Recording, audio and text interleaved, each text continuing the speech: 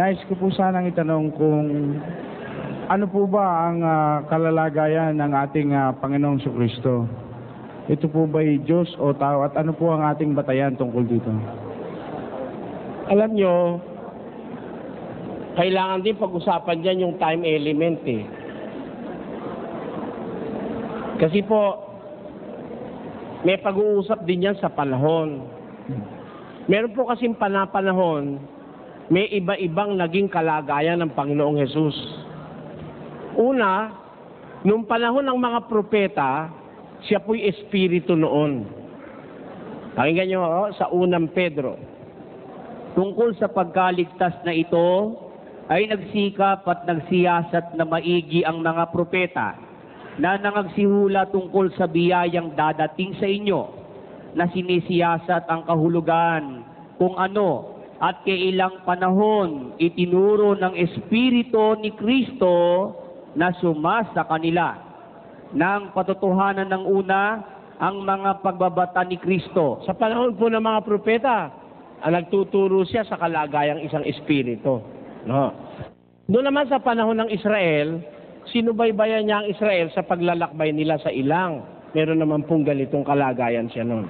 At ang lahat ay nagsiinom ng isang inuminding ayon sa Espiritu, sapagkat nagsiinom sa batong ayon sa Espiritu na sumunod sa kanila, at ang batong iyaon ay si Kristo. Nung naglalakbay po sila sa disyerto, wala silang maiinuman nun eh.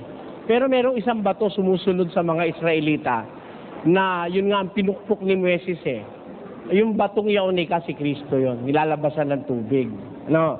Nung kasalukuyan naman siya ay ipinahuli ni Pilato. Pinagpasan ng krus. At hanggang hilubaran, pinako sa krus.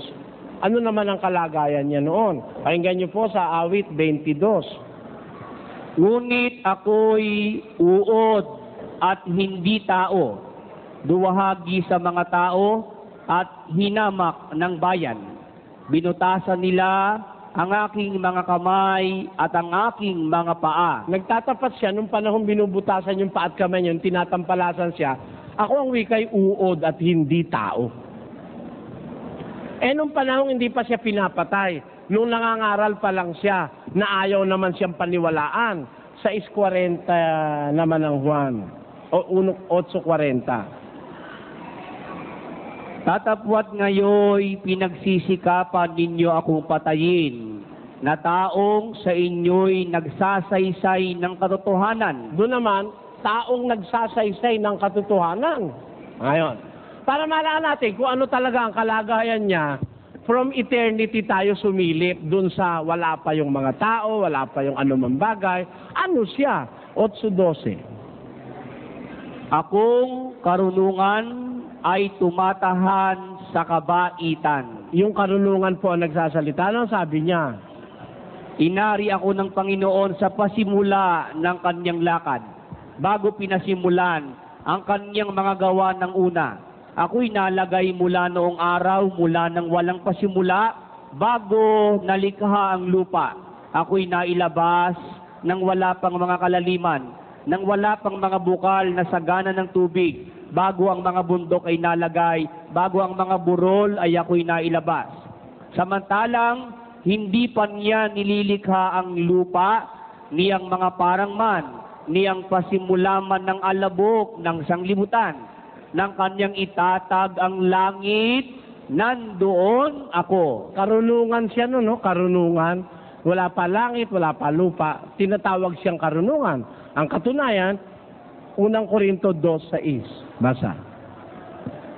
Gayunman ay nagsasalita kami ng karunungan sa mga may gulang, bagaman hindi ng karunungan ng sanglibutang ito o ng mga may kapangyarihan sa sanglibutang ito, na ang mga ito'y nauuwi sa wala, kundi sinasalita namin ng karunungan ng Diyos sa hiwaga, yaong karunungan na itinalaga ng Diyos bago nilalang ang mga sanglibutan. Ito pala'y karunungan na itinalaga ng Diyos bago pa nilalang ang mga sanglibutan, na hindi napagkilala ng sino mang pinuno sa sanglibutang ito. Bakit? Sapagkat kung nakilala sana nila, ay di ipinako sa krus. Yung palang karunungan na yun, kung nakilala sana nila, hindi ipinako sa krus. Eh, sino ba pinako sa krus? Di ba si Kristo? O di yun ang karunungan. Anong katunayan? 1.24. Ngunit sa kanila ng mga tinawag, maging mga Hudyo at mga Griego, si Kristo ang kapangyarihan ng Diyos at ang karunungan ng Diyos. Ayun, si Kristo ang kapangyarihan ng Diyos, siya ang karunungan ng Diyos. Kaya, from everlasting, tinatawag siyang karunungan.